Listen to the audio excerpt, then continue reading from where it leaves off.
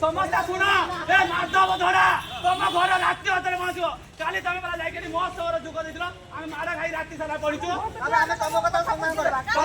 अभद्र लोक रखी आमको हैरान कर तुमको शासन करते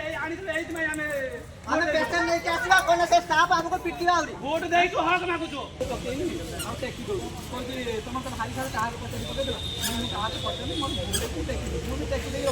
पचारि निज मानसिकारी कम कर दुनिया खराब भाषा तुम जो कहुच ସେଇଟା ଭାବିଥିବ ଏଇ ସମସ୍ତେ ଆମେ ପେସେଣ୍ଟ ଆମେ ଯେଉଁ ଛୁଆ କଷ୍ଟ ପାଉଛୁ ଆମେ ଯେଉଁ କଷ୍ଟ ପାଉଛୁ ଆମେ ଯେମିତି ତାପରେ ତୁମେ ଗାଳିବ ଏଇଟା କିନ୍ତୁ ଠିକ୍ ନୁହଁ ତୁମେ ଯାହା କର ପୁରା ଏଠି ବ୍ୟସ୍ତ କର 10 ଟଙ୍କା ସେଇ ଘଣ୍ଟା ତୁମେ ଏକଲା ଭାବ ତ କାନ ମୁଡ଼ି ଧରିକିନା ତଳେ ଆଲେ ପଡ଼ିବ ନା ମୁଁ କହିଲି ଯଦି ପିଟିବା ମୁଁ ଗୋଟେ ଭିଡ଼ିଓ କରି ଆମର ଫାଇନାଲ କଥା ରୋଗୀ ଶୋଇଛନ୍ତି କେହି ଯାଉନାହାନ୍ତି ଜାଣିଲ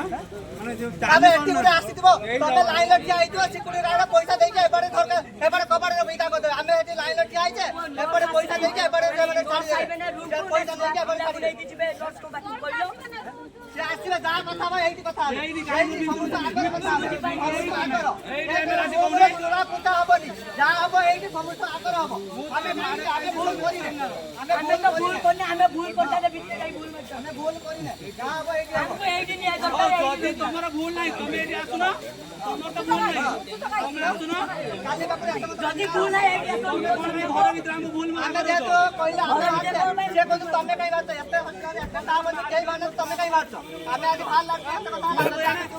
ଯଦି ଶିଶୁ ଇଏ ରଖାଇ ପୁରା ସେଫ୍ଟି ଦେବା କଥା ଶିଶୁ କେନ ଗଡ଼ିବନି ଇଏ କରିବନି ପୁଣି ଛୁଟିଆ ବେଟ ଦେଇ ସିକ୍ୟୁରିଟି ବାଲା ବାକ ଗଭର୍ଣ୍ଣମେଣ୍ଟ ଇଏ କାମ କରୁଛି ସେ ହାତ ଦେଇ ଦେବ ତା କାନର କାଚ ଗଳିଛି କଇଟା को भाई बसके हबनी छोटे झाड़ी वाला हाथ दे दो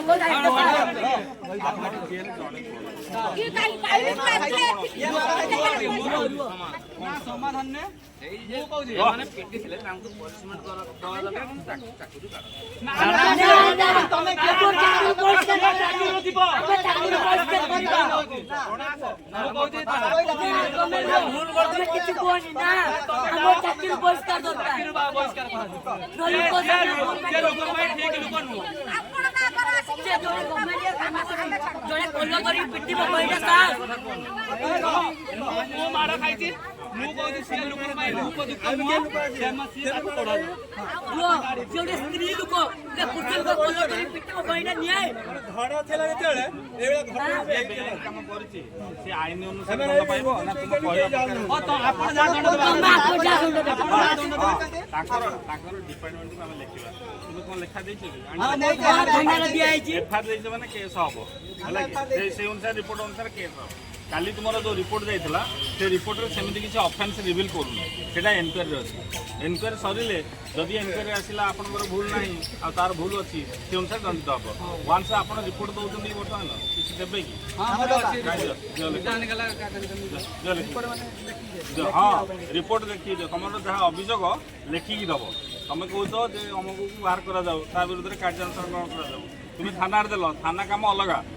मेडिकल काम अलग तुम मेडिकल ऑफिसर को लिखिक दिखाँ ता विरुद्ध कार्यानुष्ठान ग्रहण कर सी जड़े दी जन डॉक्टर को कहे एनक्वारी करने एनक्वारी जहाँ रिपोर्ट आसो अनुसार कार्यानुष्ठान हम यहाँ हूँ तार प्रोसीजर को समस्त मानने बाध्य आज जी प्रोसीजर बाहर जीव ताकि थाना नहीं भर्ती करदेबू आउ से अनुसार आपण मैंने भी आईन अनुसार दंडित पब्लिक कौन